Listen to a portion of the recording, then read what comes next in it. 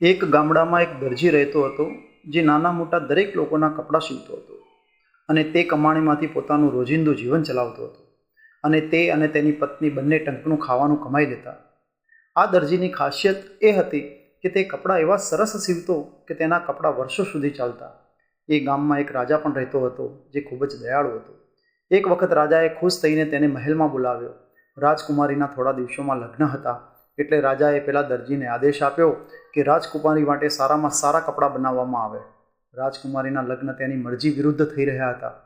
રાજકુમારી કોઈ બીજાને ચાહતી હતી અને તેનું કપડાં સીવડાવવાનું જરા પણ મન ન હતું. દરજી બીજા જ દિવસે સવારે રાજકુમારીના કપડાની સિલાઈ માટે માપ લેવા માટે આવી ગયો.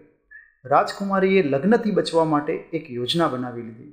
તેણે દરજીને પોતાના શયન કક્ષમાં બોલાવ્યો અને બધી દાસીઓને રૂમની બહાર જવા માટે આદેશ આપ્યો.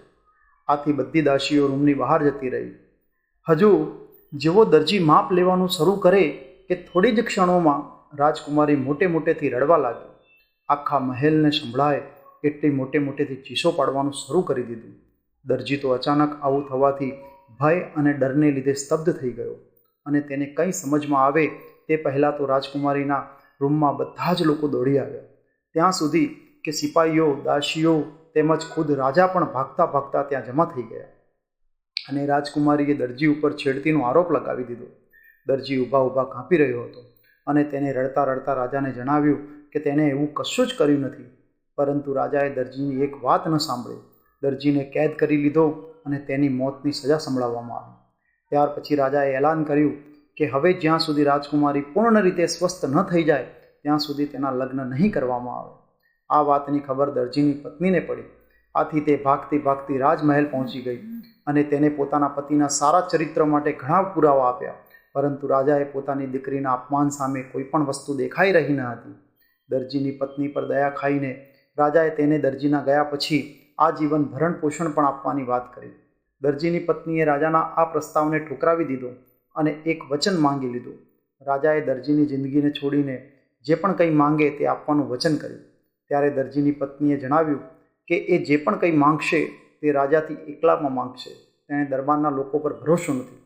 આથી રાજાએ તેની વાત માની લીધી અને પોતાના કક્ષમાં વાત કરવા માટે બોલાવી. એટલામાં થોડા જ સમયમાં રાજાના કક્ષમાંથી મોટે મોટેથી રડવાનો અવાજ આવવા લાગ્યો. બધા લોકો ભેગા થઈ ગયા અને રાજા ગુસ્સામાં ને ગુસ્સામાં ખૂબ જ ક્રોધિત થઈ ગયા.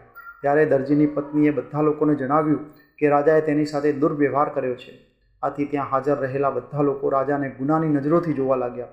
હવે રાજાને આખી વાત સમજમાં આવી ગઈ.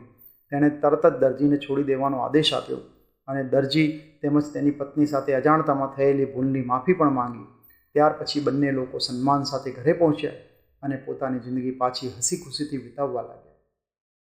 નમસ્કાર મિત્રો, આ સ્ટોરીમાંથી આપણને બોધ મળે છે કે બે વ્યક્તિઓ વચ્ચે એકલામાં બનેલી ઘટનાઓમાં થોડી વાતો વણકહી રહી જાય છે.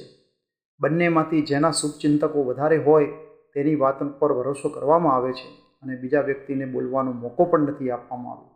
તેથી સમય, સંજોગ અને વાતાવરણને અનુકૂળ યોગ્ય નિર્ણય લેવો એ જ આપણા હિતમાં છે.